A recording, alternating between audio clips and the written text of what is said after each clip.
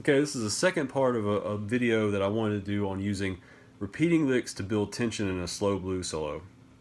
The first lesson I did, I went over kind of a Jimmy Page, Eric Clapton, sort of quick repeating lick, and then there was a lick that I used from Red House by Hendrix. The first lick I want to do here is also a Red House lick. He uses it later in the solo, and it's a slower lick involves a big bend and then a release. So the lick goes like this. Like that. And in the Hendrix solo, I think he repeats it like 3 times. But I mean, you could repeat that as many times as you want.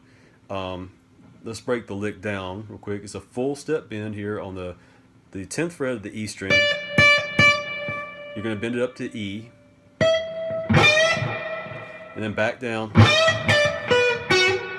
So that's the whole motion. So you're bending it up a full step, back down, playing the D, playing the B, and then resolving onto this F sharp here. So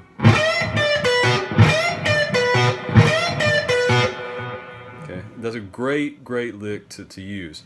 Couple of technique things. It's a quick bend. I mean, it's not like a gradual. You're not going. You need to get up to bend it up fairly quickly and then release it back down. Okay. Another thing that helps is I usually like to go into that bend with a rake. The way that I play is I usually bar this first finger over the notes. I'm using these fingers to bend, the second finger to reinforce my bends, and I use my first finger a lot to dampen the strings. So you can go into that with a big bend, a big rake and a bend like that.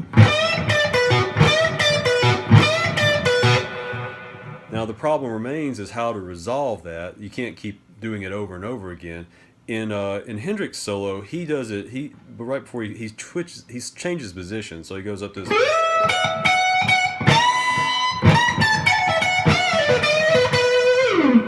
Okay, so he plays something like that. That's not the exact notes, but he goes plays it 3 times. This.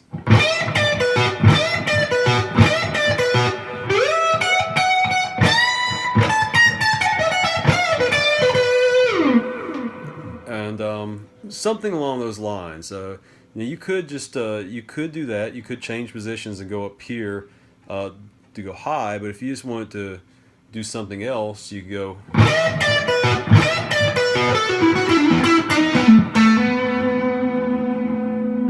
And go down and resolve to your B. And that's just kind of walking back down the pentatonic scale.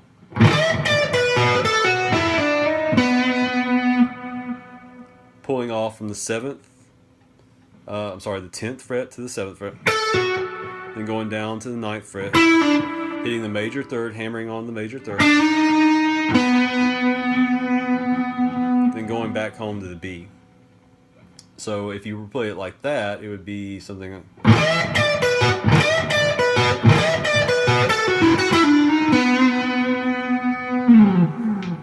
Okay.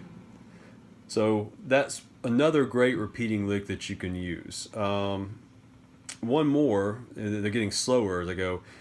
Let's go up to this box, this is commonly referred to as the BB box. This, which is in the key of B, is going to be your major pentatonic. And this note, this F sharp note, a great repeat that you can do here, and it builds a lot of tension, is you can bend it up and then release it. This is kind of like this thing.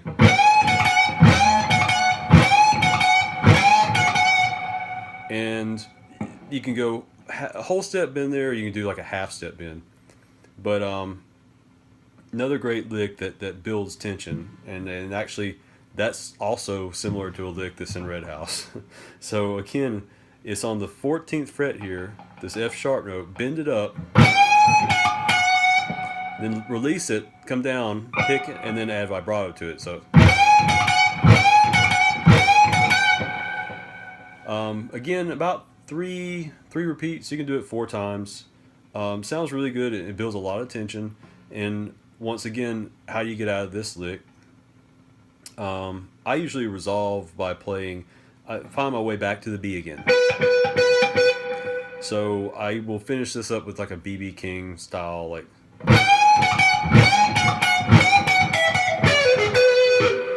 kind of like that.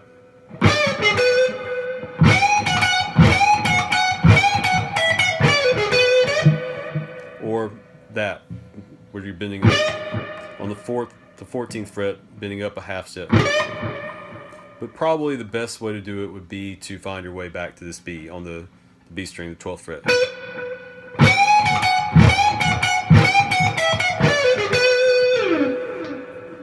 So once more, 14th fret, bending up. And then what I'm doing is I'm going from the 12th to the 14th, then back to the 14th fret on the B string,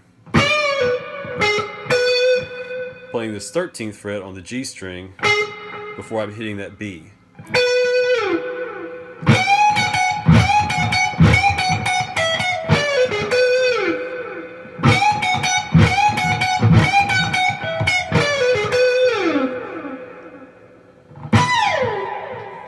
Alright, so another couple of licks that you can use to build tension in a slow blues.